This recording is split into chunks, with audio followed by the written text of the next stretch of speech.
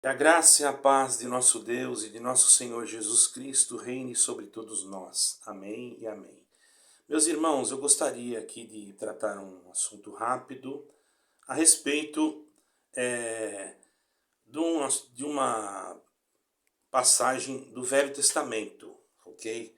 Nós sabemos que hoje nós estamos na graça de Deus, que é Jesus Cristo, que Ele é no caminho de Deus, que é Jesus Cristo, e nós não precisamos mais dessas coisas para salvar ou para ouvir de Deus alguma resposta. Todavia, está escrito, e por curiosidade, nós precisamos às vezes de responder alguma pessoa que vem ao nosso encontro, acontece. Então é bom que nós tenhamos o conhecimento para que quando formos abordados, nós termos também como falar ou explicar, para que a pessoa não venha querer tirar proveito, né, irmãos? E nós ficarmos numa situação, às vezes, claro que o Espírito Santo nos sempre guarda aquele que é dele, mas nem sempre nós estamos em comunhão assim. Precisamos andar em comunhão, mas o homem é muito fraco para perder a comunhão, não é muito difícil de perder. Então eu quero falar com os irmãos algo até interessante que existia na época dos sacerdotes, quando Moisés instituiu, Deus instituiu através de Moisés, os sacerdotes, né? Foi primeiro Arão, seus filhos, isso está escrito.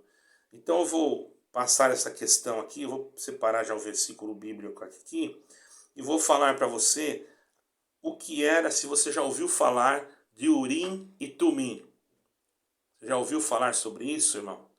Então, tem muitos que já leram e às vezes não sabem. E tem muitos que já sabem, que procuraram. E isso é importante, é uma coisa que parece tão simples, que para nós não significa mais, porque estamos no caminho do Senhor Jesus Cristo, na graça de Deus, mas é bom nós sabermos um pouco de cada coisa, nem que seja um pouquinho, não é, irmãos? E eu gosto disso. Irmão, essa parte de Urim e Tumim, a primeira menção que nós ouvimos está no livro de Êxodo, no capítulo 28, no versículo 30. Então nós vamos ler aqui para você, já tem o versículo que eu separei aqui. Também porás no peitoral, aqui no peito, né, do juízo, o Urim e o Tumim, para que estejam sobre o coração de Arão quando entrar perante o Senhor. Assim Arão levará o juízo dos filhos de Israel sobre o seu coração diante do Senhor continuamente. Então nós sabemos que o sacerdote daquela época ele usava um peitoral. As roupas sacerdotais, irmãos, elas foram todas determinadas por Deus. Como é que eles se vestiam, como é que eles usavam. Deus que determinou até as medidas, as pedras que eram colocadas. Por certo, essa Urim e Tumim deveria ficar em algum lugar perto do coração, certo, irmãos? Deveriam ser pedrinhas que ficassem em algum saquinho, algum bolso, não sei explicar isso, porque eu não encontrei sobre isso. Mas é assim, ficar perto do coração, porque está escrito aqui, ó, que os filhos de Israel sobre o seu coração tinham que entrar perante o Senhor assim. Entrar perante o Senhor, assim Arão levará o juízo dos filhos de Israel sobre o seu coração diante do Senhor.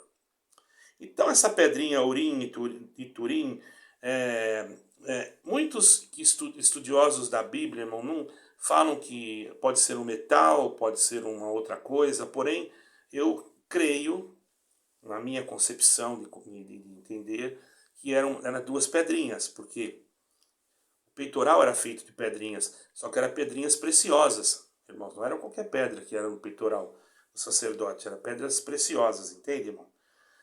E essas pedrinhas eram colocadas, talvez, no bolso, se tinha um bolso, assim, cara, Urim e Tumim ficava do lado do coração, né? E para que serviam essas pedrinhas, irmãos? Bom, as pedrinhas, elas serviam para o seguinte, naquele tempo, irmãos, muitas das vezes, um rei ou uma pessoa ali de Israel precisava de ter uma resposta de Deus. E às vezes, irmãos, ele não teve revelação, não tinha profeta. Então ele ia até o sacerdote. Chegava no sacerdote e falou: olha, eu estou com vontade de fazer isso, mas eu não sei se é da vontade de Deus ou se não é. Então o sacerdote consultava ao Senhor usando aquelas duas pedrinhas, Urim e Tumim. Para vocês saberem, a palavra Urim é luzes e Tumim quer dizer perfeição, certo, irmão? Então ali se manifestava o brilho, conforme o brilho da pedra, conforme a manifestação que tinha sobre aquela pedra. Então o sacerdote já sabia se era ou não era a vontade de Deus. Eu creio que está bem explicado aqui, certo, irmão? Então, para vocês terem noção, irmãos, eu vou ler outro versículo. Apresentar-se-á Eleazar, era um sacerdote, Eleazar, o sacerdote, o qual por ele consultará segundo o juízo do Urim, perante o Senhor, segundo a sua palavra sairão, e segundo a sua palavra entrarão, ele e todos os filhos de Israel com ele e toda a congregação. Números 27 e 21. Às vezes iam para uma batalha, então eles consultavam o Urim e Tumim, muitas das vezes, né?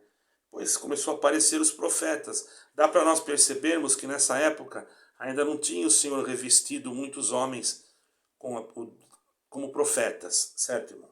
Provavelmente foi, conforme o tempo foi passando, então já não precisou mais, porque nós não vamos encontrar mais aqui. Eu vejo aqui, irmão, nesse versículo, que essa pedrinha, né, irmãos, seria mais ou menos assim, não querendo menosprezar, nem querendo levar as coisas com pouca importância. Mas só para os irmãos entenderem, eu vou usar um linguajar um pouco vulgar, mas os irmãos vão entender. Lembramos que às vezes a gente, como criança, até mesmo como criança, até mesmo depois de grande, cara ou coroa, a gente pegava a moedinha, jogava assim, se caísse coroa, entendeu? Mais ou menos isso. Só para os irmãos terem uma noção, né? Então, irmãos, depois nós não vê mais falar sobre esse Urim e Tumim, e depois só vemos falar de Urim e Tumim no livro de Esdras, né? No livro de Esdras. Vemos também um pouco antes, na época do rei Saul também. O rei Saul, quando ele foi consultar ao sacerdote, são poucos os textos que falam, mas quando o rei Saul foi consultar o sacerdote a respeito de ir ou não ir numa batalha contra os filisteus, o sacerdote não teve resposta nem do Urim nem do Tumim. Por isso que Saul foi procurar uma pitonisa em Endor. Vocês podem ler lá, que vocês vão encontrar, não é? No livro de Samuel. E, bom, eu vou falar, vou ver o versículo, falei, vocês vão ler lá, mas não falei versículo. Então eu vou falar o versículo aqui. Ó. Consultou Saul ao Senhor, porém o Senhor não lhe respondeu, nem por sonhos, nem por Urim, nem por profetas. 1 Samuel, repetindo, 28, versículo 6. Então Saul foi consultar também Urim e Tumim. Depois Deus não respondeu, aonde ele cometeu aquele erro grave de ir na pitonisa em Endor. Pitonisa quer dizer feiticeira. Urim e Tumim não tem nada a ver com esse negócio de feitiçaria. Era uma coisa determinada por Deus. É bem diferente, tá, irmãos? Depois de longo tempo, sem qualquer menção sobre isso daí, ficou muito tempo sobre esse Urim e Tumim, nós vamos encontrar só na época de Esdras e Neemias, quando foram para fazer edificar o muro lá de Jerusalém, que estava queimado, e tinha instituído o governador. Então o governador lhe disse que não comessem das coisas sagradas até que se levantasse um sacerdote com Urim e Tumim. Onde está escrito? Esdras 2, versículo 63. Depois a gente não vê mais a atuação disso, porque logo começou a surgirem profetas de Deus, e Deus começou a esclarecer aos profetas, né, como com grande poder, sinais e prodígios, o que o povo de Israel tinha que fazer. Certo, irmãos? que no Novo Testamento nós não vemos mais, porque não precisava mais. Nós vemos uma parte que fala de lançar sortes. Isso é algo assim, não é o tipo de lançar sortes como nós pensamos, porque as coisas de Deus não é um jogo. Deveria ser de uma forma totalmente espiritual, entende, irmãos? Porém, está escrito. Onde que está escrito, irmão? Está escrito assim, ó, em Atos dos Apóstolos 1, versículo 26. Eu vou ler o versículo. E os lançaram em sortes, vindo a sorte recair sobre Matias, sendo-lhe ele votado no lugar de Judas com os 11 apóstolos. Lucas 1, 26. Então, irmão, depois de eu não ver mais nada escrito sobre esses dois elementos. Porque, irmãos, logo que veio o Senhor Jesus Cristo, cumpriu a lei e os profetas e também abriu para nós uma porta, para nós mesmos podermos orar a Deus e interceder ao Senhor Deus, e o Senhor Jesus pedir a Deus, e o Senhor Jesus é o nosso intercessor. Não existe ministérios, não existe episcopados que intercedem por nós. Quem intercede por nós é Jesus Cristo. É Jesus o nosso intercessor. Junto a Deus, o Criador. Não é isso? Tem um hino que fala assim.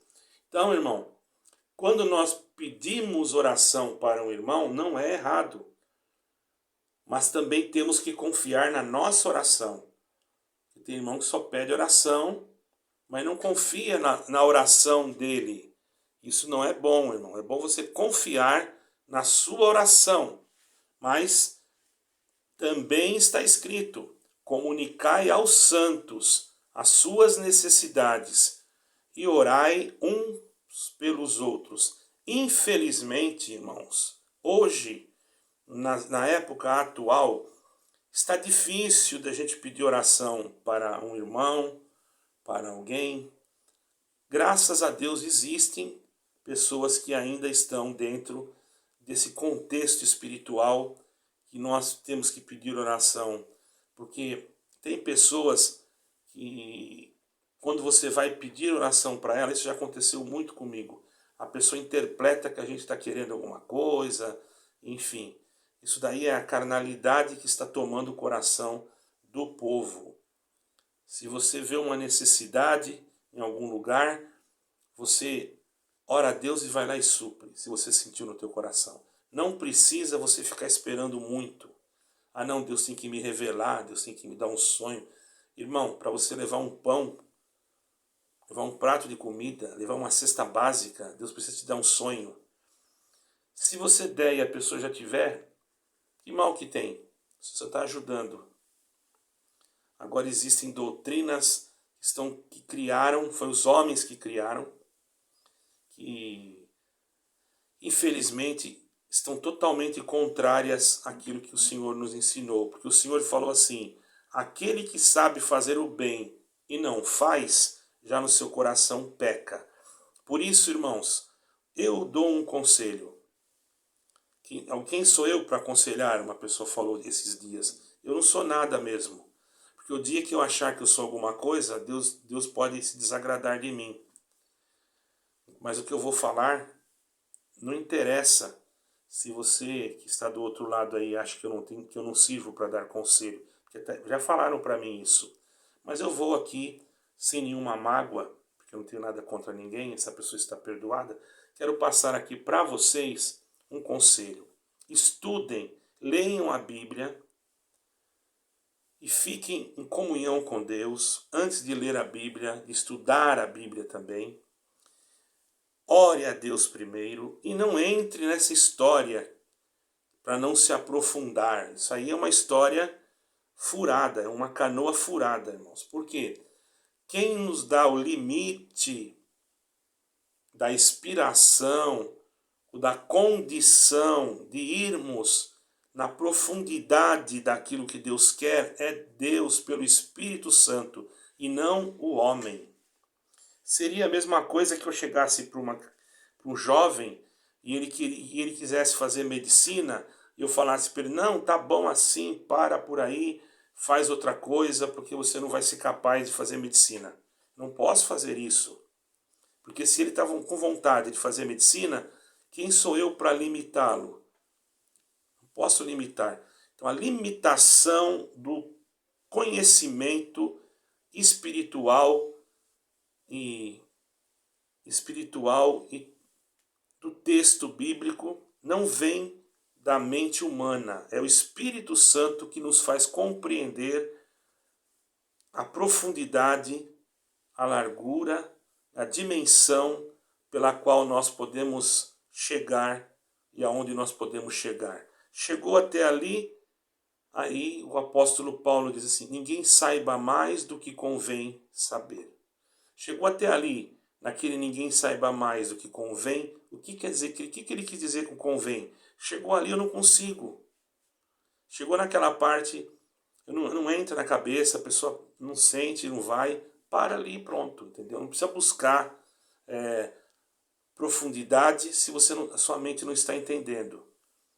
O principal nós já temos, que é Jesus Cristo. Isso nós não devemos esquecer. Mas mediante os acontecimentos, devemos sim ler a Bíblia, procurar estar firmes no Senhor Jesus Cristo e cuidado com heresias e doutrinas humanas. O que eu falei aqui está escrito, hoje não precisamos disso, temos acesso direto com o Pai através da morte e da ressurreição de nosso Senhor Jesus Cristo, a verdadeira graça, o verdadeiro caminho que nos dá para nós esta liberdade, e Jesus Cristo é o nosso intercessor. Não é homem nenhum, é Jesus Cristo. Tem até um hino aí que fala, é Jesus o nosso intercessor. Deus abençoe a todos, paz de Deus, paz e graça e shalom.